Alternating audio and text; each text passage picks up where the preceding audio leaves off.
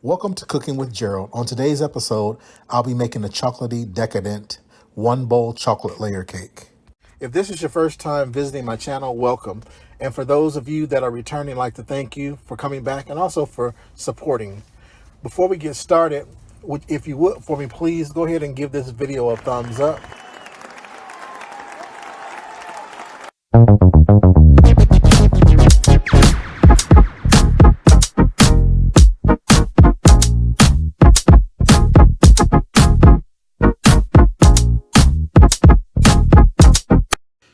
What's up, guys? Welcome back to my channel. Today I'm making a one bowl chocolate cake. I'm going to go ahead and read the ingredients to you before we get started. It's 2 cups of all-purpose flour or cake flour, 2 cups of granulated sugar, 1 cup of unsweetened cocoa powder. You can use Dutch process if you like.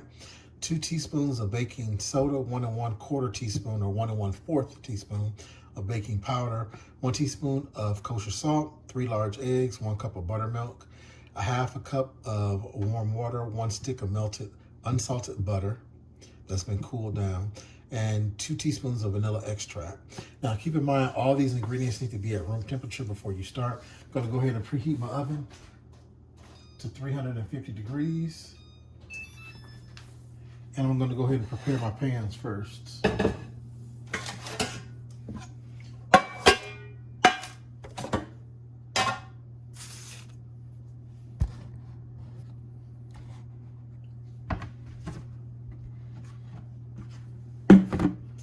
The way that I prepare my pans is with my homemade cake release. What this is equal parts flour, equal parts shortening, and equal parts vegetable oil or canola oil. And I also use parchment rounds.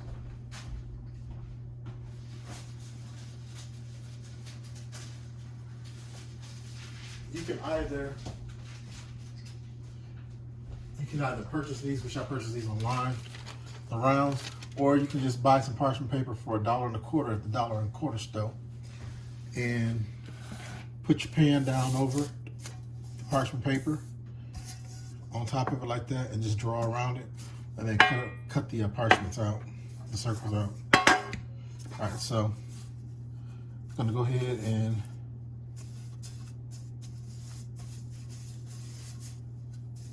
prep my pan.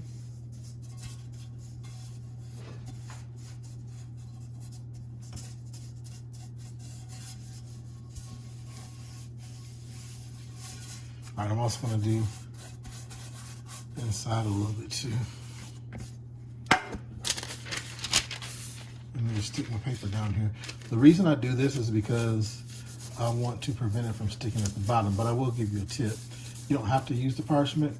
This pan release by itself is good. I just got into the habit of using the parchments. Plus I got like about 500 or 600 of them, so. But no, you don't have to. The only time that I really would make sure that I use parchment is if you're making German chocolate cake, carrot cake, that are in layers. And the reason I say that is because of the fact that the German chocolate cake has that chocolate in it, and the carrot cake has raisins and all that kind of stuff in it. And what tends to happen is those are the ones out of all the cakes that I've made that tend to stick to the bottom. However, I cool my cake rounds down. Once I cool them down, I put them in the freezer. I don't put them in the refrigerator, I put them in the freezer with the pan inside the pan still, with a piece of plastic over the top, so that when I get ready to use them, which first of all, frozen cakes are easier to handle and to decorate than one that's at room temperature or just out of the refrigerator. So that's why I freeze my cakes, because they're easier to handle. You don't have to worry about them tearing. You don't have to worry about, when you're doing a chrome coat, the actual icing coming off, or the cake coming off with the icing. You don't have to worry about all that when it's frozen. Also, and with that being said, what I tend to do is take them out the freezer, flip them over on my hand, and run hot water all over the back and the sides of the pan, and the cake will come out perfect. Regardless if it's stuck to the pan or not, it'll still come out perfect. So that's a nice little tip for me. So we got the oven preheated at 350. Also have cake pans prepared. So the next thing we're going to do is go ahead and put in all of our dry ingredients. You can weigh these ingredients as well if you have a scale. If you don't have one, they're really a good investment. And as of right now, they're actually really, really reasonable. You can find a food scale, a digital food scale. I would get a digital one, not a manual. I got both, but the digital one is what I would get. You can get a digital food scale from Walmart or anywhere for like 10 bucks. You can find them at the other stores like Aldi's or Lidl's. A lot of times I have them there too. And they're very, very reasonable. But they're always really good to have because the way to make a perfect cake is not by measuring your ingredients out, but by weighing them. All right, so there's 2 cups of flour.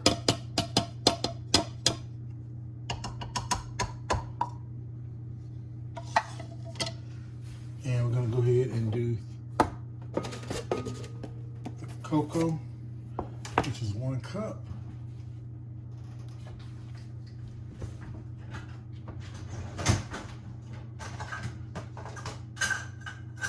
Because the lip of it is so big, I'm gonna use a 1/2 cup scoop.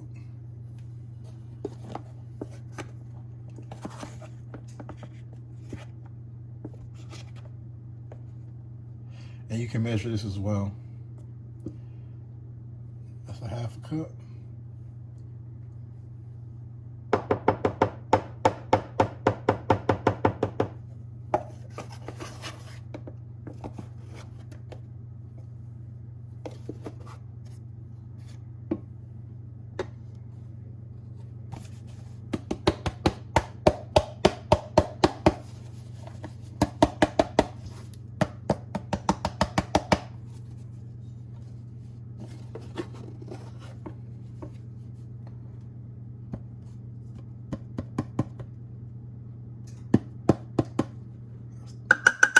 Other 1/2 cup, so that's 1 cup total.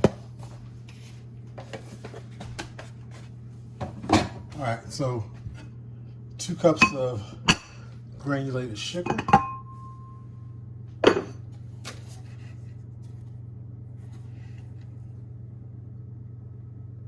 It's 1 cup.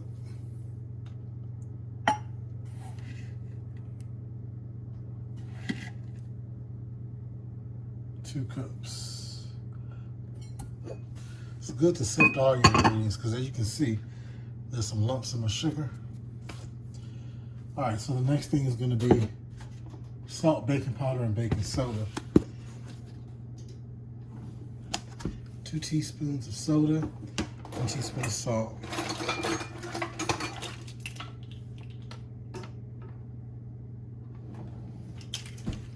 And because this is not kosher salt, I'm not going to do a whole teaspoon. I'll do like a 3/4 of a teaspoon.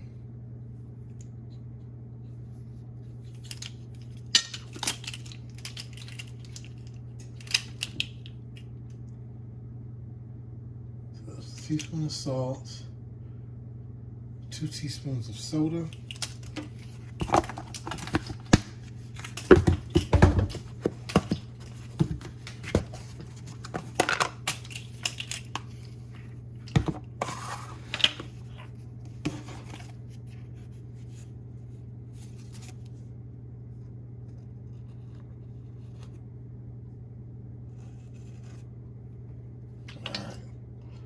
That's a 2 teaspoon scoop.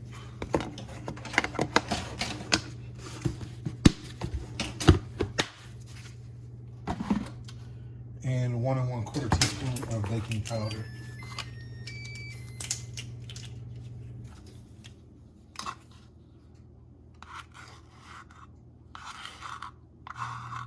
That's 1.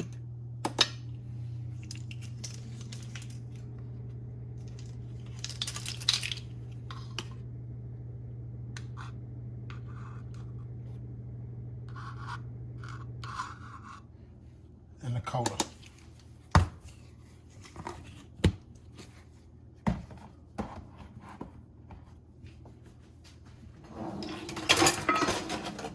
All right, so you can do one of two things. You can either sift with this strainer that I have, which they're very much so handy. You just shake it. If you don't have a sifter, you can also use a whisk. Once you dump everything in there together, you stir it with the whisk to aerate it. But I prefer to sift.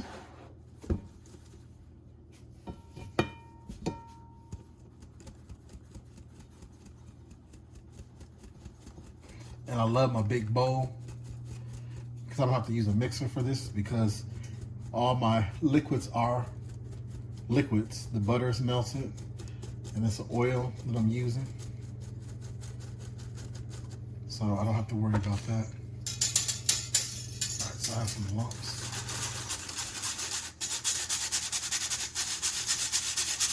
Sugar and cocoa.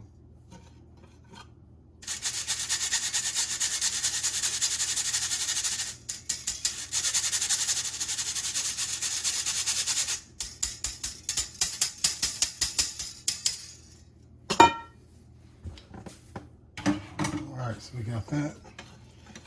Next thing I'm gonna do is go ahead and add my eggs. And make a little well in the middle.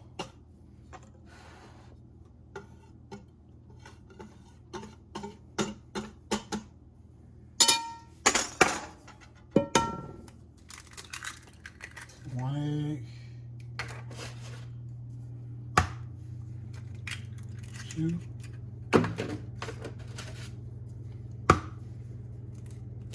Three.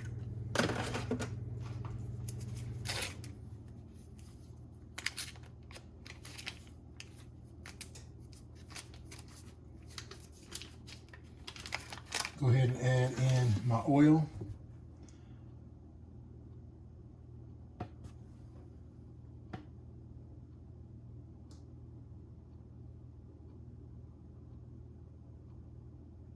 Hold on, y'all. I thought I needed oil for this recipe, but hold on.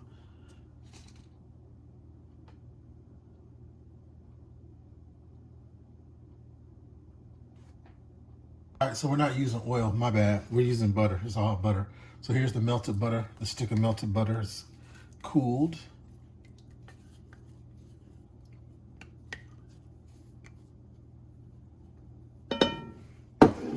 Gonna go ahead and add 1 cup of buttermilk. Shake it up real good. One of my secrets to my baking, I only use whole fat buttermilk, always. Never use fat-free or low fat, and I always use this brand, Marburger. This makes the best cakes. It's a gourmet buttermilk, and you can only find it at Publix. Here in Atlanta, I've only been able to find it at Publix or at Walmart. And they sell them by the, the pint, the quart, the pint, and they sell them the pint, the quart, and I think half gallon. Okay, so this is the cup of buttermilk. I'm gonna nuke it because it's still kind of cool. Put it on about 30 seconds, 25, 30 seconds. While I'm waiting for that, we're gonna go ahead and add in my vanilla extract. I'm gonna get 2 teaspoons. Those are 2 generous teaspoons.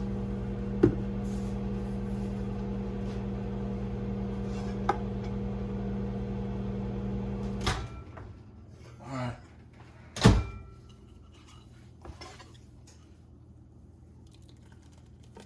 Here's the milk.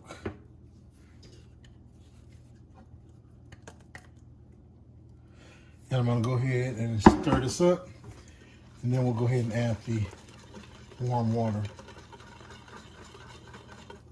While we're waiting, I'm gonna go ahead and put the water in the microwave. So this is a 1/2 cup, and I'm gonna actually add some coffee to that. You can either use coffee, or for my baking, I usually use like the instant coffee if I don't have any fresh coffee made.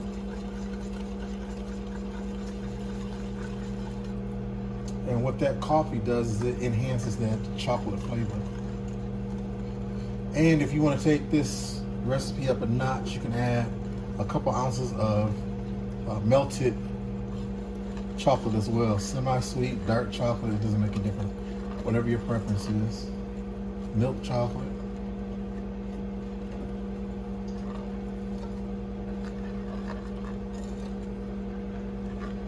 And once you add that hot coffee or hot water, whichever one you choose to use, what it's going to do is thin this batter out big time.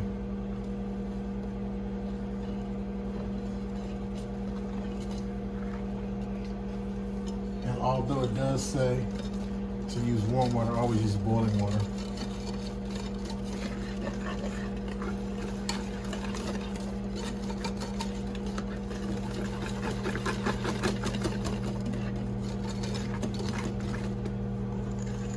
Alright, so that's good for now. Have our water is boiling. And I'm going to add about a teaspoon of coffee, of instant coffee. It's that Maxwell House. About a teaspoon.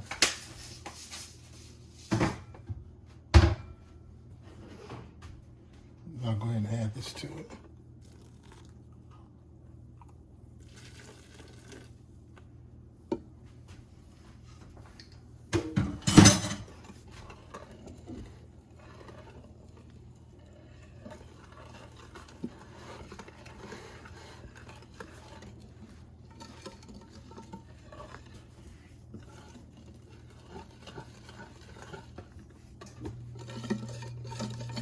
This is also a good recipe for cupcakes too. All right, see how to loosen that up?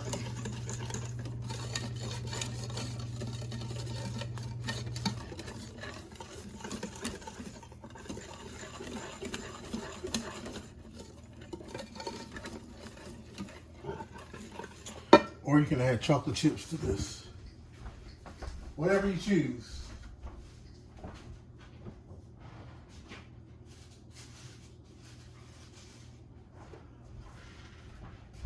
All right, so these are ready to be put in the oven. I weigh all my pans. The only pans that I don't weigh is gonna be the bundt cake pans because there's no need to. But when I'm making layer cakes, I always weigh my pans because I want to make sure that all the layers are even. Like I said before, digital scale is wonderful. I have one of those. But this is the first scale that I bought right here, which is like a manual scale. And I use this pretty much only when I'm weighing my cakes.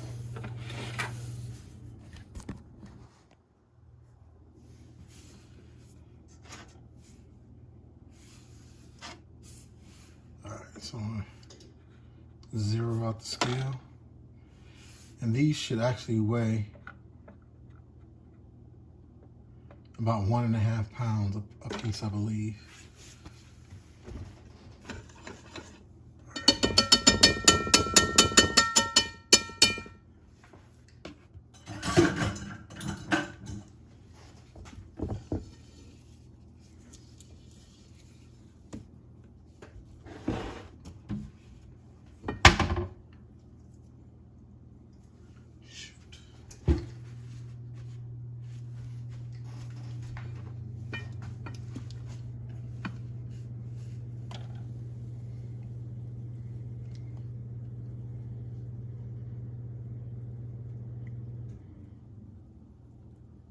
All right, so that's 1.5 pounds.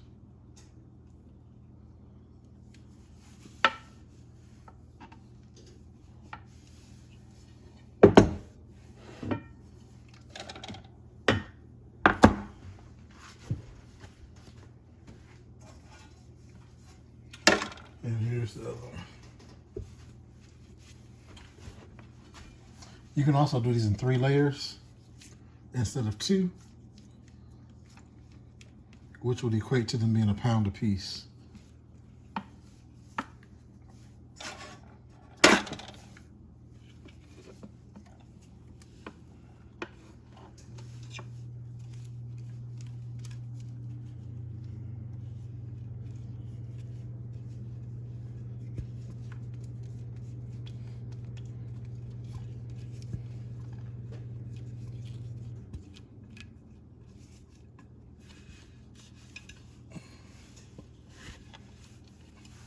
can get this thing out of here.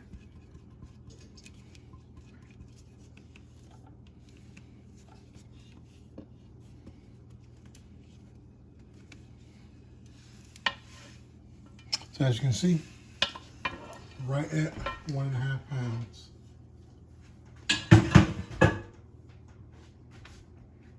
All right, so these both are gonna go in the oven on 350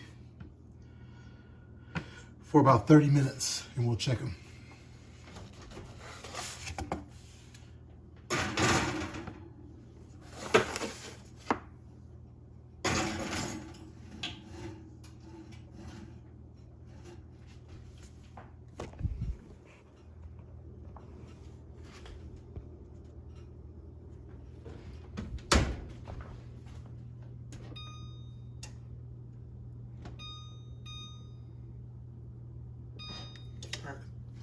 Also, I'm using convection.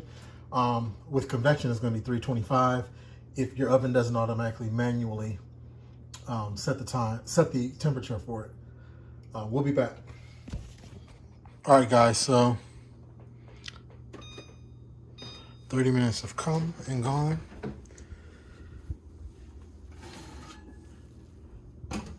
And here are the cakes.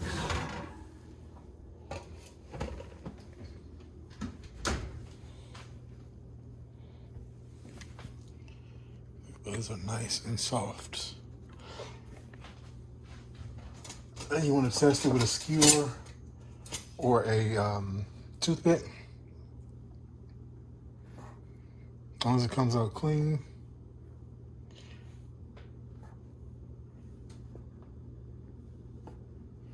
Then we're good. We'll let these cool off.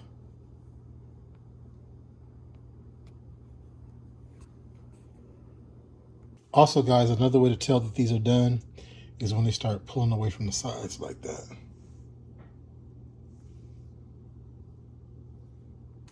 All right, guys, so my cakes are done. They've cooled, and I'm about to ice them. So these are nice thick layers.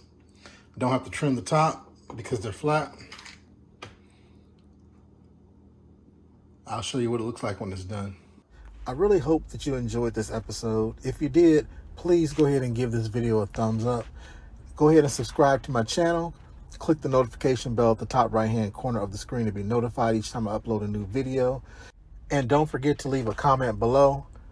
And if you don't mind, please go ahead and share the video. Until next time, stay safe.